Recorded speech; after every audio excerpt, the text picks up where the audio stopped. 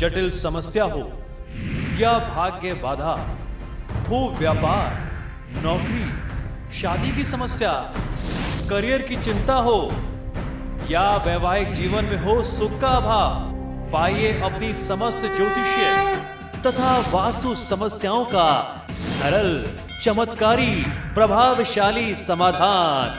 एक जाना माना और विश्वसनीय नाम, आचार्य पंडित श्री वैभवनाथ शर्मा जी, काशी के 400 वर्ष पुराने प्रतिष्ठित और अंतरराष्ट्रीय ख्याति प्राप्त राज ज्योतिषी परिवार की 8वीं पीढ़ी के ज्योतिषी और वास्तु शास्त्री आचार्य पंडित श्री वैभवनाथ शर्मा जी के द्वारा व्यक्तिगत या फिर फोन पर अपॉइंटमेंट लेने के लिए कॉल करें 9818-300-146, 9990-724-131 या फिर ईमेल करें sharma.vaibhav@gmail.com पर।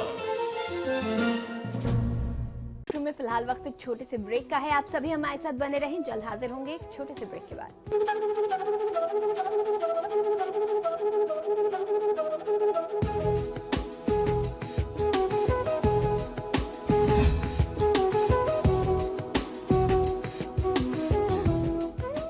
ब्रेक के बाद आप सभी का एक बार फिर स्वागत है। लगातार आचार्य जी हमारे साथ स्टूडियो में बने हुए हैं और अब वक्त हो चला है जानने का महा उपाय। तो आचार्य जी, क्या है इस सप्ताह के लिए महा उपाय? जी बिल्कुल, आज का महा उपाय बहुत ही विशेष है। आज मैं आपको पूरे श्रावण मास से जुड़े हुए बहुत सारी बातें, बहुत सारी जानकारियां देने वाला हूं।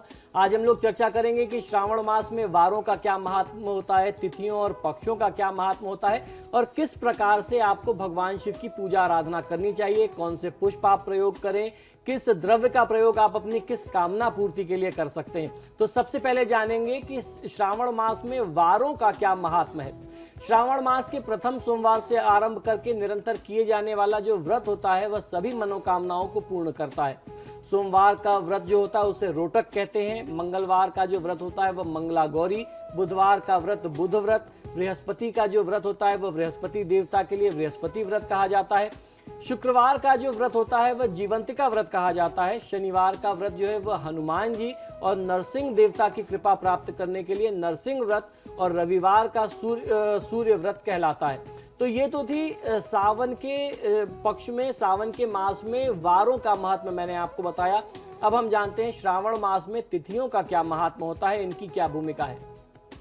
श्रावण मास में बहुत सी महत्वपूर्ण तिथियां पड़ती हैं जिनमें व्रत किए जाते हैं। शुक्ल द्वितीया को किया जाने वाला जो व्रत होता है उसे औदुंबर व्रत कहा जाता है। तृतीया को गौरी व्रत कहा जाता है। चतुर्थी को दुर्वा गणपति का व्रत कहते हैं। इसी चतुर्थी के व्रत को विनायक चतुर्थी का व्रत भी कहा जाता है। वहीं जो पंचमी पड़ती है उसे नाग पंचमी का व्रत कहते हैं। सौराष्ट्र में नाग पंचमी का जो व्रत होता है वह श्रावण कृष्ण पक्ष को संपादित किया जाता है। षष्ठी को पड़ने वाला जो व्रत होता है उसे सुपोदन व्रत कहते हैं। सप्तमी को शीतला देवी को प्रसन्न करने के लिए, देवी शीतला की कृपा प्राप्त करने के लिए शीतला देवी व्रत किया जाता है।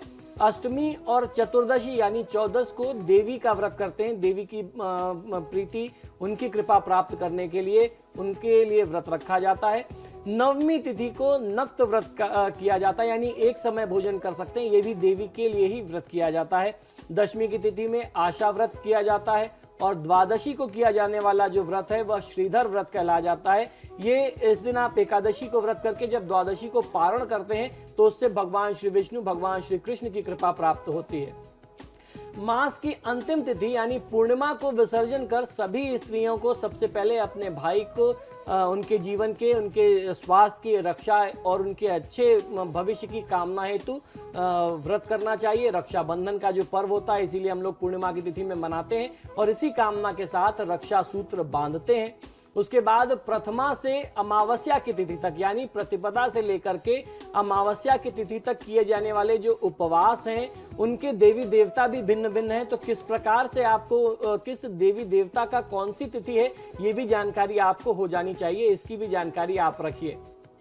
प्रतिपदा को किए जाने वाला जो व्रत होता है उसके देवता है अग्निदेव, द्वितीया के देवता हैं ब्रह्मा, तृतीया की तिथि जो होती है उसकी देवी है माँ गौरी, चतुर्थी के देवता भगवान स्वयं श्री गणेश जी हैं यानी विनायक देवता हैं, पंचमी के देवता सर्प हैं, इसीलिए हम लोग नाग पंचमी मनाते हैं। षष्ठी तिथि के देवता स्कंद देवता हैं। सप्तमी के देवता सूर्य हैं। अष्टमी के देवता भगवान शिव हैं।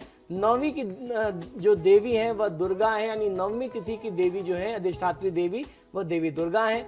दशमी तिथि के देवता यमदेव हैं। एकादशी के जो देवता हैं वह है विश्वदेव।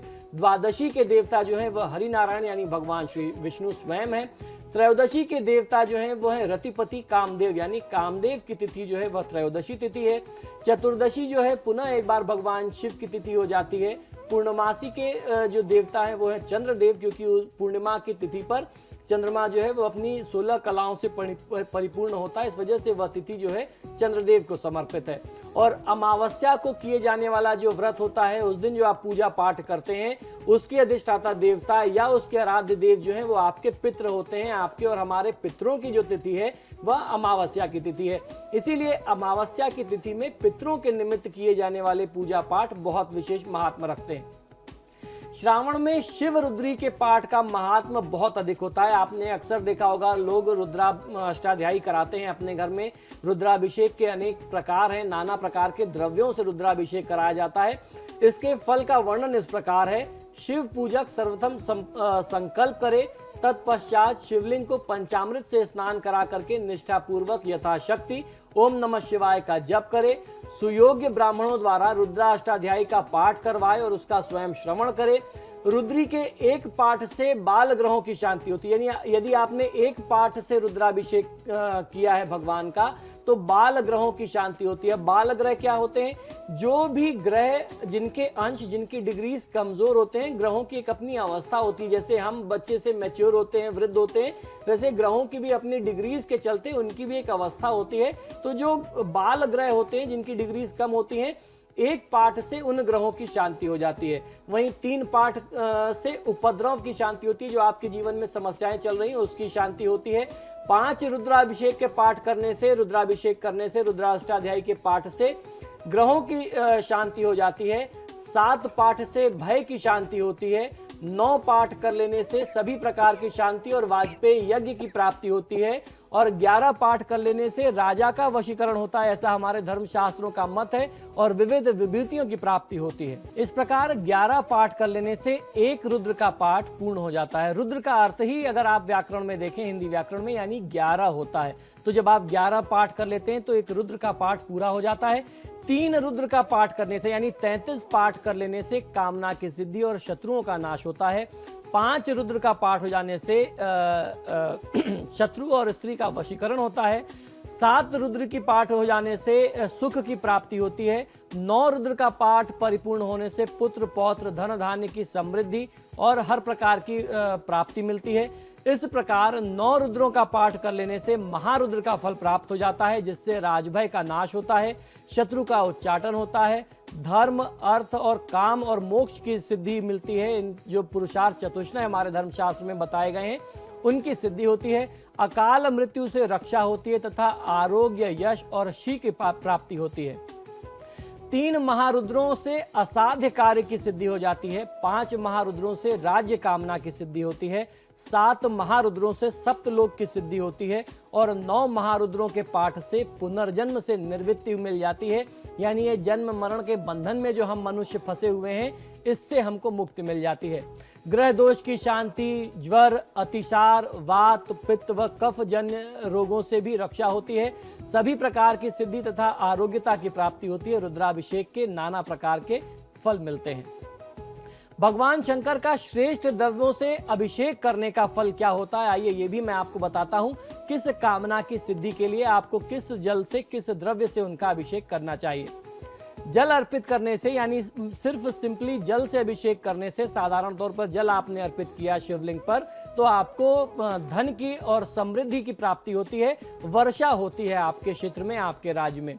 कुशा का जल यदि आप अर्पित करते हैं, कुशा घास के जल से अगर आप भगवान शिव का अभिषेक करते हैं, तो गंभीर से गंभीर रोगों की शांति होती है।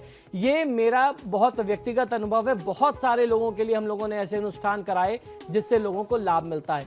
यदि आप दही के जल से अभिषेक करते हैं, यानी छाछ से अगर भगवान शिव का अभिषेक करें, तो पशुधन की प्राप्ति होती है, पशुधन में वृद्धि होती तथा उनकी सुरक्षा होती है।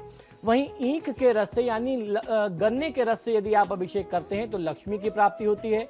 मधु और घी से धन की प्राप्ति होती है।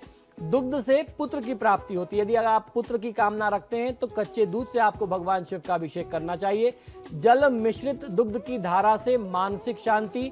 1000 मंत्रों के साथ यदि आप घी की धारा अर्पित करते हैं तो उससे वंश की वृद्धि होती है। और अगर केवल दूध की धारा अर्पित करते हैं तो प्रमेह रोगों से आपको मुक्ति मिल जाती है और मनोकामना की पूर्ति होती है। शक्कर मिले हुए दूध अर्पित करने से किसी भी व्यक्ति के मन में यदि आपके प्रति कुछ गलत भावना है तो यदि आप उसका संकल्प लेकर के शक्कर मिले हुए जल से या दूध से अभिषेक करते हैं तो उस व्यक्ति की बुद्धि निर्मल होती है। सरसों का तेल या फिर तिल के तेल से भगवान शिव का यदि अभिषेक किया जाए किसी विशेष तिथियों में संकल्प के साथ तो शत्रु का शमन होता है, शत्रु का नाश होता है और गंभीर से गंभीर रोगों से मुक्ति मिल जाती है। शहद अर्पित करने से यक्ष्मा रोग में भी लाभ मिलता है, इससे भी रक्षा होती है तथा पापों का क्षय होता है। किसी पुत्रार्थी को भगवान सदाशिव का अभिषेक शक्कर मिश्रित जल से भी करना बहुत अच्छा लाभ देता है। उपर्युक्त दवों से यदि आप भगवान शिव का अभिषेक करें, उनको प्रसन्न करें तो आपके जीवन में कोई भी ऐसे कार्य नहीं है जो भगवान शिव की कृपा से पूरे ना हो सके। आपकी सभी मनोकामनाएं पूर्ण होती रहेंगी। रुद्राभिषेक के बाद 11 वर्तिकाएं प्रज्वलित करके आपको भगवान शिव की आरती करनी चाहिए। 11 वर्तिकाएं मीन्स 11 दीपक लगा करके 11 दीपक के बातियों के दीपक से आपको भगवान शिव का अभिषेक आरती करनी चाहिए अभिषेक के उपरांत। इसी प्रकार भगवान शिव का भिन्न भिन्न पुष्पों से यानी फूलों से पूजन करने का भी विधान हमारे धर्मशास्त्रों में बताया गया है। उसके भी लाभ अलग अलग प्रकार के होते हैं। कमल पत्र से यानी कमल के पत्ते से, कमल के पुष्प से, बेलपत्र, शतपत्र और शंख पुष्प द्वारा पूजन करने से धन धान्य की प्राप्ति होती है। आग के पुष्प चढ़ाने से मान सम्मान की वृद्धि होती है, मान सम्मान प्राप्त होता है। जवा पुष्प से पूजन यदि आप करते हैं तो शत्रुओं का नाश होता है। कनेर के फूल से पूजा करने से रोगों से मुक्ति मिलती है तथा वस्त्र, संपत्ति एवं आभूषणों की प्राप्ति होती है। हर श्रृंगार के पुष्पों को यदि आप समर्पित करते हैं भगवान शिव को तो इनसे धन संपत्ति बढ़ती है तथा भांग और धतूरे को यदि आप अर्पित करें तो ज्वर और विषभय से आपको मुक्ति मिल जाती है। चंपा और केतकी के पुष्पों को छोड़ करके शेष सभी जो फूल होते हैं वो भगवान शिव की पूजा में ग्राह्य हैं, उनसे भगवान शिव की पूजा को आप पूरा कर सकते हैं। साबुत चावल चढ़ाने से धन बढ़ता है ऐसा माना जाता है। आपके अन्न धन में निरंतर वृद्धि होती रहती है। गंगा जल यदि कोई भगवान शिव के ऊपर अर्पित करता है तो उसे मोक्ष की कामना जो है वह सिद्ध हो जाती है, ऐसा हमारे धर्मशास्त्रों का मत है। ये सारा जो मैंने आपको वर्णन बताया ये शिव पुराणों में वर्णन प्राप्त होता है। और आज के लिए हमारे इस खास कार्यक्रम आपके सितारे में इतना ही। आचार्य जी आप हमारे स्टूडियो में आए इसके लिए आपका बहुत बहुत धन्यवाद। जय महाकाल। और फिलहाल मुझे दें इजाजत। खबरों के लिए देखते रहिए समाचार प्लस।